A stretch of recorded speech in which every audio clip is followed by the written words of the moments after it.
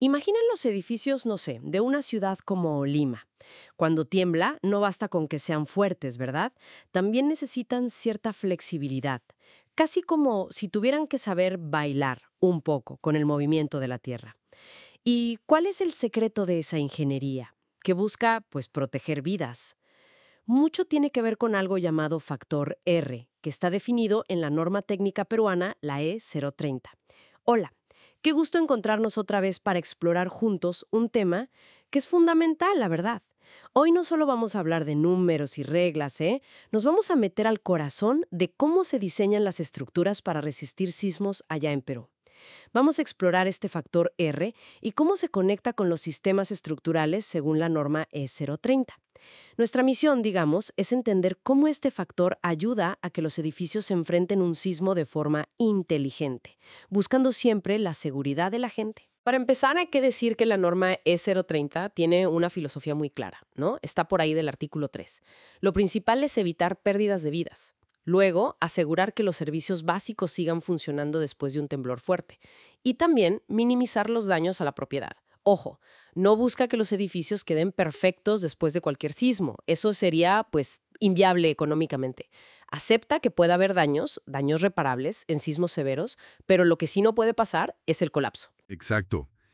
Y justo esa filosofía, esa aceptación de daño controlado, nos lleva al concepto de deductibilidad, que es básicamente la capacidad que tiene una estructura o un material de deformarse bastante sin romperse de repente. Piensen como en un clip, que lo puedes doblar y desdoblar varias veces antes de que se truene. Algo así.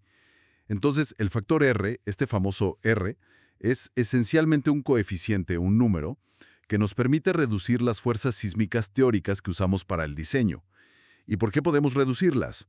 Pues porque estamos confiando en esa capacidad de la estructura para disipar energía al deformarse, al entrar en un rango que llamamos plástico de forma controlada. Ok, ok.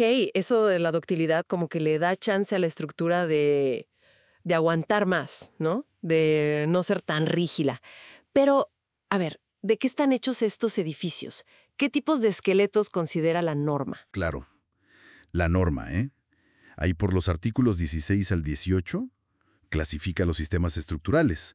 Están los de concreto armado, que son muy comunes. Ahí tienes los pórticos, que son como el esqueleto de columnas y vigas. También los muros estructurales, que son paredes de concreto muy resistentes. Y los sistemas duales, que son una combinación de ambos. Y bueno, también hay estructuras de acero, claro. Cada uno de estos sistemas tiene una capacidad distinta para deformarse dúctilmente, para bailar, como decías. Entendido. Y me imagino que esa capacidad de valle de cada sistema se refleja en el factor R o no. Justo ahí. A cada tipo de sistema estructural principal, la norma le asigna un coeficiente básico de reducción. Es el famoso R subíndice cero, el R sub cero. Lo encuentras en la tabla N7 de la norma, por ahí del artículo 18. Este R sub cero refleja cuánta ductilidad natural, cuánta capacidad de deformación esperamos de ese sistema. Por ejemplo, un sistema de puros pórticos de concreto, que es relativamente dúctil, tiene un R0 de 8. En cambio, un sistema que depende principalmente de muros estructurales, que son más rígidos, tiene un R0 de 6. Un R0 más alto significa que, digamos, confiamos más en su capacidad para deformarse y disipar la energía del sismo. Ah, y un detalle importante. Si en una dirección del edificio combinas diferentes sistemas, por ejemplo, pórticos y muros, tienes que usar el R0 más bajo de los dos. Vale, vale. Entonces, el R0 es como la calificación base de ductilidad del sistema. Pero, a ver, no todos los edificios son cajitas perfectas, ¿verdad? ¿Qué pasa si tienen formas medio raras o si un piso es muy diferente a los otros, más débil o más flexible? Eso debe afectar, ¿no? Totalmente. Ahí es donde entran las penalizaciones por irregularidad. La norma es muy consciente de esto. Considera irregularidades tanto en planta, o sea, cómo se ve el edificio desde arriba, que se mide con un factor IP, como irregularidades en altura, o sea, cómo se ve de lado, y eso se mide con un factor IA. Un edificio súper regular, una caja simple, tendría IA igual a 1.0 y IP igual a 1.0. Pero si hay irregularidades, estos factores bajan de 1.0. Te castigan, pues. ¿Y qué tipo de cosas, qué irregularidades son las que te castigan en el diseño? Dame un ejemplo. Hay varias. Por ejemplo, una muy común es la irregularidad torsional. Imagina que una esquina del edificio, por su forma, tiende a torcerse mucho más que el centro durante un sismo. Si esa torsión es extrema, el factor IP puede bajar, fíjate, hasta 0,60. Es un castigo fuerte. Órale, ¿casi a la mitad? Sí, o por ejemplo en altura, puedes tener lo que se llama piso blando. Es un piso que tiene muchos menos muros o columnas que los demás, o es mucho más alto. Eso lo hace menos rígido, más blando. Un piso blando severo puede hacer que el factor IA baje a 0,75.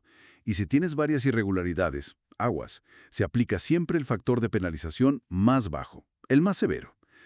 Es como si intentaras parar una torre de bloques que está un poco chueca, ¿no? La irregularidad mete un riesgo extra y hay que compensarlo siendo más conservador en el diseño.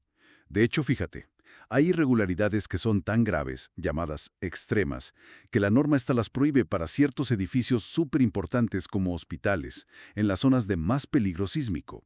Están en la tabla 10. Entiendo. Entonces tenemos el R0, base del sistema, y luego estos castigos IA e IP si el edificio no es regular. ¿Cómo juntamos todo para sacar el factor R final que se usa en los cálculos? Es una multiplicación directa. Muy sencillo. Como dice el artículo 22, el factor R final es igual a R0 multiplicado por IA y multiplicado por IP. R es igual a R0 por IA por IP. Si retomamos el ejemplo de antes, un sistema de pórticos que tenía R0 igual a 8, supongamos que es regular en altura, o sea, IA es igual a 1.0. Pero tiene esa torsión extrema que dijimos, con IP igual a 0.6. Entonces, su R final sería 8 por 1.0 por 0.6. Eso nos da 4.8. Ah, ok. Y que el R sea más bajo, 4.8 en vez de 8, ¿qué significa en la práctica? Significa que las fuerzas sísmicas que esa estructura debe ser capaz de resistir en el diseño son mayores. Al reducir menos la fuerza teórica, porque R es más bajo, terminas diseñando elementos más robustos. Este R final es el que luego se usa en el análisis sísmico allá por el artículo 28 para ajustar las fuerzas que calculas. Se busca ese equilibrio. Seguridad, sí, evitar el colapso, pero también economía, aceptando ese daño controlado del que hablábamos. Hay una verificación mínima también, que ese R no sea menor a 0.11, para asegurar un mínimo de resistencia. Entonces, resumiendo un poco, este factor R de la norma E030 es como un ajuste inteligente, ¿no? Combina la capacidad natural del sistema estructural, el R0, con castigos por sus imperfecciones, ya sea en altura o en planta, con IA e IP. Es una pieza clave para diseñar edificios que protejan vidas en zonas sísmicas como las de Perú. Así es. Y todo esto que hemos platicado viene directo de la norma técnica E.30, la de diseño sismorresistente. Conocer bien estos artículos, el 3, el 16, 18, 20, 22, el 28, es vital para quienes diseñan y construyen nuestras ciudades. Es la base. Es fascinante pensar cómo estos cálculos, estos factores, se traducen al final en la seguridad de las personas dentro de un edificio durante un temblor. Es ingeniería, pero con un propósito superhumano. Definitivamente. Y fíjate, nos deja pensando en algo más, ¿no? Si el diseño con factor R permite y hasta cierto punto espera este daño controlado para disipar energía, ¿qué implicaciones tiene eso para la reparación y el uso de un edificio después de un sismo fuerte? Aunque no se haya caído, ¿qué tan funcional queda? Es algo en qué reflexionar para la gestión del riesgo a largo plazo. Sí, un punto muy interesante para seguir pensando. Bueno, si esta inmersión en cómo los edificios bailan para sobrevivir les aportó valor, hay más por descubrir. Consideren suscribirse para no perderse las siguientes exploraciones. Pronto vamos a profundizar más en esto de las irregularidades estructurales, viendo cada tipo y su impacto exacto en el diseño. Y también hablaremos de los diferentes métodos de análisis sísmico que existen según la norma. Muchísimas gracias por acompañarnos hoy. Hasta la próxima exploración.